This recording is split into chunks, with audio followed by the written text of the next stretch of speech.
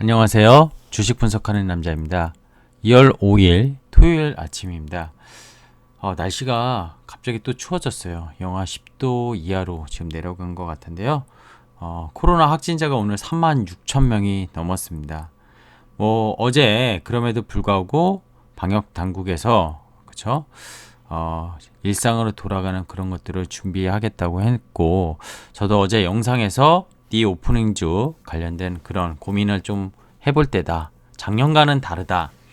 결국 우리는 버틸 만큼 버텼고, 이제는 정말 팬데믹에서 풍토병, 일반 독감 수준으로 엔데믹으로 가는 그런 어제 얘기를 좀 했었는데, 오늘 미국 시장이 다우는 좀 약하게 끝났고요. 나스닥이 급반등을 했습니다. 물론 아마존이 10% 이상 급등을 했기 때문에 사실 시장이 오르기도 했지만 달러는 강세를 안 보였어요. 아무래도 유럽 중앙은행이 그 긴축을 시작하겠다는 그런 매파적 이런 발언들이 22 회의에서 나왔기 때문이 아닌가 생각이 들고요. 미국을 잠깐 얘기하면은 되게 웃긴 게 11월, 12월에 조사한 고용지표 숫자가 잘못되었다고 발표를 하면서 70만 명 이상으로 올려 잡았습니다. 20만 명대의 그런 고용 숫자를. 이 숫자를 미국의 그런 정말 중요한 고용지표 이런 것도 몇십만 명이 차이나게 잘못 발표되었다고 이렇게 하는데요. 조작이 아닌가 정말 의심스러울 정도로 뭐지? 이런 생각이 저는 드는 것 같아요. 거기에다가 아무래도 또 미국 고용이 이렇게 좋았기 때문에 그럼 걱정할 게 없잖아. 고용도 좋고 사실 인플레이션이 좀 걱정이긴 하지만 지금 경제도 완전 호황이라는 걸 그쵸? 방증하는 꼴이기 때문에 뭐 그런 덕분인지 몰라도 미국채 2년물이 10bp 이상 올랐고요. 미국채 지금 2년물 잠깐 매물을 해보면 2년물이 그쵸? 지금 1.3%까지 올라간 것 같아요. 10년물과 2년물의 그 장단기 금리 차라고 하는 이게 역전되면은요. 그러니까 2년물이 더 오르고 10년물이 지금 1.9%대니까 약 0.6%인데 이게 점점 가파르게 금리 인상에 따른 속도가 올라가고 이거는 정체된다면은 장단기 금리 차가 마이너스로 돌아선다면은 그게 또 경기 침체나 증시에 상당히 악재로 반영할 수 있다. 그래서 이 부분을 좀 조심하자는 것도 작년 12월 영상에서 한번 언급은 드렸던 것 같습니다. 자, 이러다 보니까 연준에서 3월 그쵸?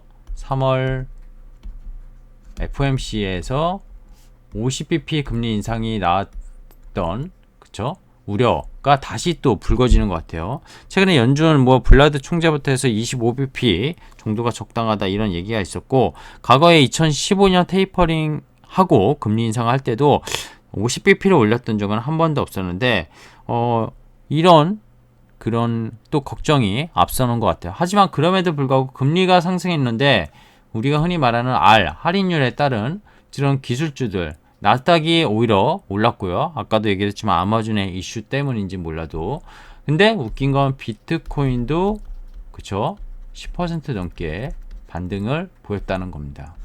시장이 알 수 없는 요지경으로 가는 것 같아요. 이럴 때일수록 우리는 기업의 본질에, 그쵸? 기업의 본질에 집중을 하자.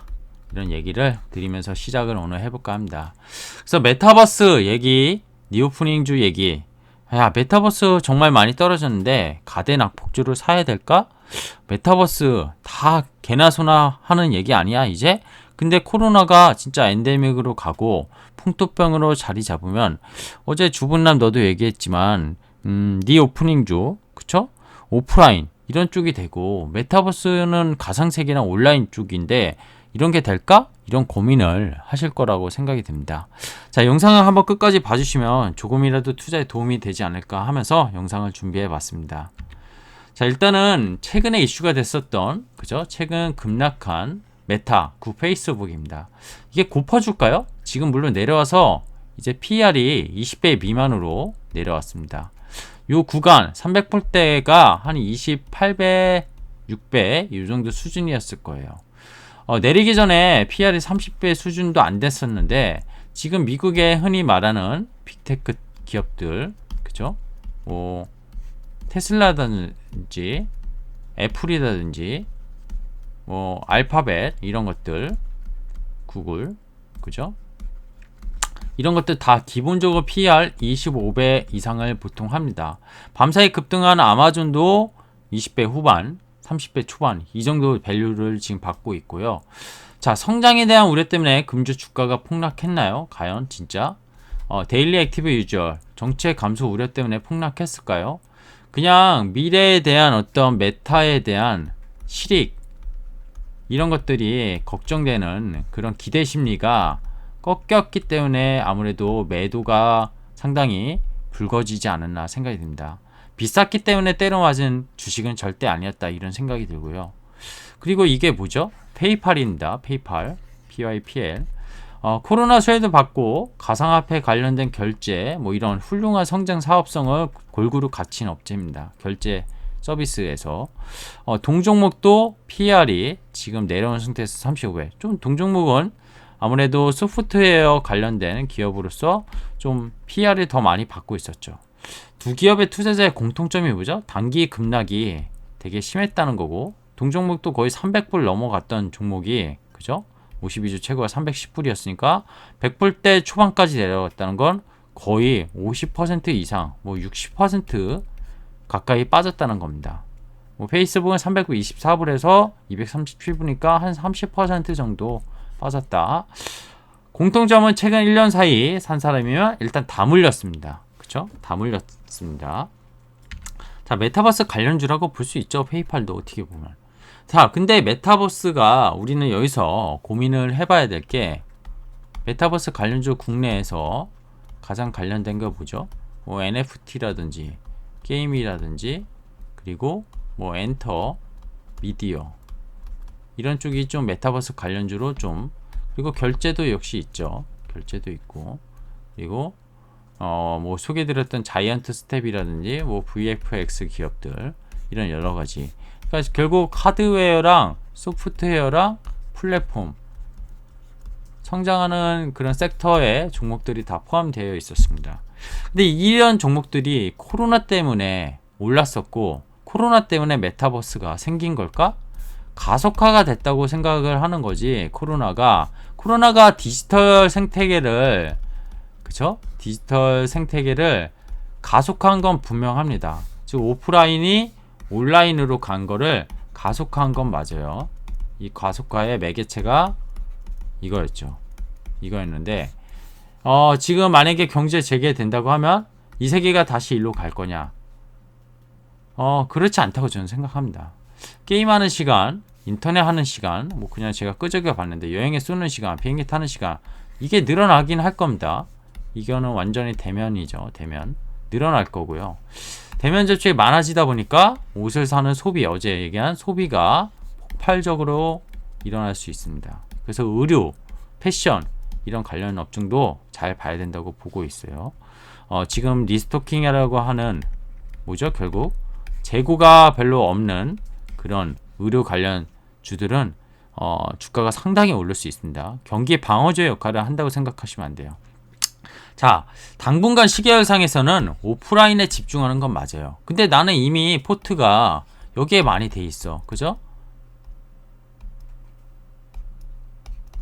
포트폴리오가 여기에 많이 배 있고 이거 없어. 그럼 나는 어떻게 해야 돼? 이게 고민인 시기라는 겁니다. 지금. 자, 정리를 해봤어요. 팬데믹에서 엔데믹 되면 수혜지 찾아야 됩니다. 그래서 고민을 하되 현금을 갖고 계신 분이 별로 없겠지만 현금을 갖고 있으면 지금 메타 종목들을 더 사기보다는 그죠? 더 바이 이거 하기보다는 오히려 니오프닝 주 이런 쪽 좀 포트에 담아야 된다 이런 생각을 갖고 있어요. 강원랜드 뭐 제가 별로 좋아하는 사실 기업은 아닌데 대표적인 니오프닝지의 수혜주가 될 수 있습니다. 대면 활동이 시작되면 도박, 사람의 심리, 이 도박 욕구 이거 주체할 수 없습니다. 이거 우리가 주식을 하듯이 좀 다른 개념이긴 하지만 강원랜드를 찾는 사람이 더 많아질 거고 보시다시피 코로나 때 진짜 매출이 급감했다가 올해 다시 2배 정도 좀 부분 재개가 되면서 올해 한 2분기부터 영업이익이 흑자로 돌아서는 모습입니다. 그동안 재작년엔 정말 힘들었었는데 이 회사의 장점은 일단 부채 비율이 일단 상당히 탄탄하다는 겁니다. 회사 자체가 탄탄하고 지금 ROE나 이런 영업이 그 자본 이익률 이런 개선은 여전히 안 되고 있지만 영업이익률이 그쵸? 돌고 있다는 거. 지금 뭐 코로나 확진자 이런 거랑 상관없이 기본적으로 정상 생활로 돌아가면은 자본력을 갖고 자본 유보율을 갖고 충분히 갖고 있고 배당도 다시 시작할 수 있는 이런 회사들 주가가 근데 상당히 밑에 있는 입장이거든요. PR 뭐 지금 비싸다고 생각할 수 있는데 재계 흐름 이 재계 활동만 제대로 된다면 현금으로는 들어오고 매출과 영업이익 폭발적으로 증가하면서 다시 PR이 내려가면서 주가는 올라갈 수 있는 여지를 좀 갖고 있지 않나 생각이 듭니다. 자, 제가 강원랜드 좋아하진 않지만 소개해드린 이유가 재물을 보여주기 위해서 사실 소개해드린 거고요. 자, 하나투어입니다. 제가 옛날에 2015년에 이때 진짜 최고가를 갔었던 코스닥에서 진짜 빛을 발했던 여행주기도 한데 그 이후에 사실 주가가 거의 별 볼일 없었습니다. 그리고 코로나 때 26,000원, 600원까지 갔다가 지금은 다시 3배 가까이 올랐고 사실 돌이켜보면 코로나 이전의 가격 정도를 이미 회복했다는 겁니다. 이미 회복. 이런 종목들이 이런 여행주만 있는 게 아니고요. 항공주, 대한항공도 마찬가지고 대한항공 뭐 아시아나랑 인수 M&A를 할지 모르겠지만 뭐 하겠죠 수수는. 근데 이 회사에 보십시오. 여행은 사실 계속 강원랜드랑 좀 재계랑 국내랑 좀 다르기 때문에 매출 회복이나 이런 것도 사실 더뎠고요. 근데 문제는 이 부채 비율입니다. 인력 구조 조정도 했고 유상증자도 했고 뭐 그랬지만 결국 부채 비율 상당히 높아졌고 유보율 대비 부채 비율을 봤었을 때는 지금 이 회사는 주가가 만약에 조금 더 오르고 그러면은 상당히 위험한 증자의 이슈가 있지 않을까 생각을 합니다.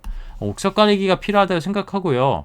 이 회사도 매출은 조금 국내 여행 이런 걸로 인해서 좀 턴하긴 했지만 영업이익 흐름은 여전히 코로나 때 대비 나아진 게 없습니다.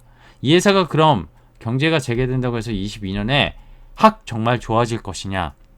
여행을 개인적인 여행과 또 패키지 여행 이런 것들을 구분할 필요도 있었고 이때 당시에 2015년에는 진짜 패키지 여행 이런 것들에 대한 수혜를 많이 본 회사가 이 회사라면 그 이후에는 개별적 여행 이런 것들 그리고 패키지 여행의 단점 이런 것들이 여러 가지로 매출 성장을 더디게 하기도 했었고 비용이 워낙 사람이 하는 일이다 보니까 상당히 비용 구조가 안 좋았습니다. 그래서 ROE 자체도 그렇게 좋은 회사가 아니었어요. 기본적으로. 자, 리스토킹주 아까 얘기 드렸는데 이 회사는 아시는 분은 아시겠지만 대표적인 ODM 업체입니다. 글로벌 가방에 대한 ODM을 하는 업체고요. JS 코퍼레이션이에요. 그렇죠? JS 코퍼레이션인데 주가가 역시 코로나 때 급락을 했었고 지금 코로나 이전으로 이미 돌아와 있긴 합니다. 근데 이 회사를 보면은 코로나 때 매출이 오히려 그쵸? 꺾이지가 않았어요. 그리고 작년에는 퀀텀 점프를 했습니다. 영업이익은 매출이 퀀텀 점프하면서 같이 엄청나게 올랐고 ROE가 엄청난 개선을 보였습니다. 그러다 보니까 EPS도 워낙 좋았고 BPS도 올라갔고 당연히 배당금도 또 많이 올라간 건 아니지만 전년 대비 올라가고 그쵸? PR이 상당히 낮아졌죠. 주가도 올랐지만 회사가 워낙 재무적으로 좋아졌고 부채 비율은 아무래도 차입 비용 이런 의료, 공장 이런 여러 가지가 있다 보니까 좀 높은 편이긴 하지만 유보율로 봤을 땐 상당히 안정적인 흐름을 갖고 있다. 그리고 딱 확실히 보여주는 게 코로나가 한 1년 반 지나고 나서부터 회사가 분명하게 엄청난 개선을 보이고 있다는 거. 그쵸? 결국엔 재무가 너무 탄탄하고 이번에 리스토킹주로 미국의 재고가 거의 없을 텐데요. 그런 리스토킹주로 가장 수혜를 볼 수 있는 종목이 아닐까 대표적으로 좀 생각을 하고 있습니다. 그래서 오늘 메타버스랑 니오포닝에 대해서 생각을 좀 정리하면서 종목을 그냥 얘기를 그냥 샘플로 좀 해봤는데요. 어제 얘기 드린 거에서 연속적으로 좀 말씀드리고 싶은 거는 이게 가장 핵심 같아요. 소비 욕구가 폭발하는 건 기정사실입니다. 그래서 당분간은 시계열상 리오프닝즈 이게 시계열상 3에서 6개월이 될지 12개월이 될지 모르겠지만 보통 이런 소비 욕구 폭발해서 진짜 매출과 이익이 급성장하는 건 한 보통 2분기 정도면은 보여줄 것 같아요. 그래서 이런 것들이 예상을 하고 포트폴리오에 없다면은 1개에서 2개 정도는 꼭 담아야 되지 않을까. 뭐 전체 포트 비중에서 그래도 20에서 30% 정도는 많게 30이고 적게 20%는 담아야지 좀 방어가 되지 않을까. 왜냐면요 지금 사실 시장 얘기는 오늘 좀 안 하려고 했는데 3월 FOMC까지 이제 금리 인상의 폭이 25bp냐 50bp냐 이거는 사실 그때 가서 또 정해지겠지만 1월 FOMC를 했었고 요 구간 그리고 2월 지금 미국이 반등이 50% 이상 나온 건 실적 때문입니다. 실적이 워낙 좋았기 때문이고 결국 3월 FOMC 전까지 미국이나 한국이나 결국 기간 조정에 들어가지 않을까. 근데 3월에 FOMC 결과에 따라서 오히려 시장은 더 좋아질 수도 있고 진짜 만약에 50bp 나면 한번 충격받고 쌍바닥 찍고 경기의 회복, 뭐 고용이나 여러 가지 지표를 봤을 때 올라갈 수 있는 이런 거를 보고 있는데 그래서 시계열상 이런 것들 지금의 성장주들은 좀 가격 조정을 이미 받았기 때문에 기간 조정 구간 동안 포트폴리오에서 내 계좌가 늘어나는 효과가 별로 없을 수 있기 때문에 그래서 담아야 된다 이런 논리를 만들어 봤습니다. 자, 이 미국의 애플, 알파벳, 마소 이런 것들 마이크로소프트, 달리 메타버스, 가상화폐 빅테크 가대낙 폭에 버리는 생각을 그럼 가져야 될까? 시장 방향성을 보고 앞으로의 성장 방향성을 본다면 그렇지 않다고 계속 말씀드리고 있습니다. 아까 페이팔과 페이스북 메타죠 지금은 정말 싸졌다 이런 생각이 오히려 큰 기회가 아닐까 저는 생각을 하고요. 여기에 대한 메타의 답은 드리는 것 같아요 일단은. 그래서 근데 중요한 건 향후 성과를 분명히 낼 수 있는 기업 국내 해외 괜찮을 거다. 오늘 새벽에 발표한 유니티 그쵸? 소프트웨어 메타의 역시 핵심 게임 업종이라고 보시면 되는데 전 세계 엔진이 이 유니티 엔진을 90% 이상 쓰고 있잖아요. 그리고 현대자동차 이런 애들이 소프트웨어에서 유니티 이런 것들을 또 결합할 수 있는 또 성장 모멘텀도 갖고 있습니다. 그래서 분명히 성과를 낼 수 있는 지금 적자 기업이라도 성장을 낼 수 있는 그런 기업들 국내 해외에서 메타 기업이라면 오히려 지금 주가가 가대 낙폭을 보였다면 뭐 더 여러 개 있으시면 좀 사놓으셔도 되지 않을까 생각이 들고 니오프닝주는 포트에 최소 20% 이상은 담을 필요가 있는데 결국 오프라인 환경으로 돌아왔을 때 어디에 돈을 사람들이 소비할 것인가가 저는 핵심이라고 봅니다. 결국 작년에도 니오프닝 관련주들이 오를 거라 생각했다가 뭐 오미크론 뭐 아니면 확진자 다시 증가 다시 방역 패스 뭐 이런 것들로 인해서 대다수 다시 급락해 있는 상황이고 어제 금요일날 반등 국면 정부의 그런 약간 정상생활 일상생활의 복귀 이런 것들의 소식이 낙폭과대주 초기에 다 오르는 그런 모습을 보였지만 사업 구조나 돈을 못 버는 구조의 기업은 다시 하락할 수밖에 없습니다. 그래서 이런 부분에 대해서 재물을 꼭 살피셔야 될 것 같고요. 제일 중요한 건 핵심은 이런 것 같아요. 8피 때 부채 비율이 분명히 낮아야 될 것 같고요. PER이 현재 낮은 상황. 물론 지금 이익이나 매출이 떨어졌기 때문에 주가는 코로나 이전으로 만약에 회복되어 있는 기업들은 아까 보시다시피 PER이 높을 수 있습니다. 근데 그게 매출과 이익이 회복되면서 낮은 상황으로 가면은 사볼만 하다 이렇게 보고 있고 ROE가 분명히 자기 자본 대비 성장하는 기업을 봐야 되지 자기 자본을 투입했는데 ROE가 뭐 한 자릿수대에서 성장하지 않는 기업들은 주가가 오르긴 쉽지 않습니다. 코로나 때 매출액이 급감했어도 보통 21년 3분기부터 좀 턴을 한 것 같아요. 4분기 때 다시 봉쇄 뭐 이런 게 나오긴 했지만 이때 턴을 했었던 기업들은 분명히 올해 다시 회복세를 보일 거라고 생각이 들고 뭐 FCS 현금 흐름 이런 좋은 기업들 잘 골라내면 좋지 않을까 생각이 듭니다. 종목들을 하나하나 찍어내기보다는 이렇게 좀 정리를 해서 말씀을 일단 먼저 드리는 게 맞을 것 같고요. 사실은 제가 오늘 결론적으로 드리고 싶은 말은 메타 가격 급락이 금방 나왔지만 그쵸? 꼭 메타뿐만이 아니에요. 메타. 근데 메타가 포트에 아마 많으실 거라고 봐요. 제 유튜브를 또 보시는 분들은 특히 게임 이런 것들 많이 갖고 계실 텐데 뭐 펄어비스 마지막 소개 드렸으니까 잠깐 얘기하면 이 게임 출시 지연 때문에 메타랑 같이 맞긴 했었는데 올해 예상대로 나온다면은 진짜 엔진이나 여러 가지 그래픽 뭐 회사적으로는 문제 없다고 보고 있고 이 회사의 재무도 워낙 좋은 상황입니다. 고퍼주지만 재무가 워낙 좋고 나오는 붉은 사막 모바일부터 해가지고 검은 사막 모바일 붉은 사막 그리고 내년도 출시 예정인 도깨비까지 생각한다면은 충분히 지금 가격대는 매력적이다 저는 보고 있고요. 아까 말씀드린 니 오프닝주가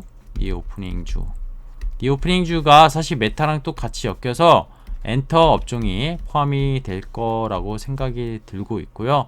여기에 아까 소비 관련주, 그죠? 소비 관련주 그리고 뭐 여행 항공 이런 것도 좋을 수 있는데 얘보다는 얘는 이미 코로나 이전으로 가격이 이미 많이 올랐고 재무가 안 좋은 그런 기업들이 국내에는 많기 때문에 얘보다는 아까 말씀드린 강원랜드 이것도 사실 소비의 개념이에요. 그쵸?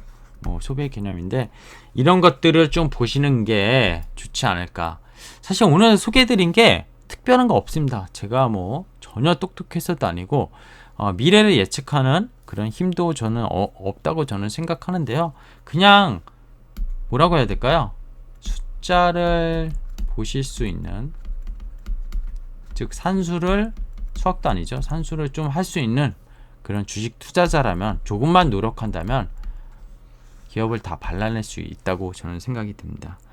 지금 시장 매우 어렵고요. 아마 뭐 지수가 급반등하기는 여전히 어렵다고 저도 생각합니다. 그리고 아까 3월 FOMC를 어떻게 결과가 나올지 모르겠지만 3월 FOMC 결과에 따른 증시 충격이 한 번 더 나타나서 쌍바닥을 찍을지 아니면 그게 기간 조정의 마무리가 될지는 저도 예측하기는 좀 어렵다고 봅니다. 근데 분명한 거는 이오프닝주는 이번에는 성공할 수 있다 이렇게 생각이 들고 있고요.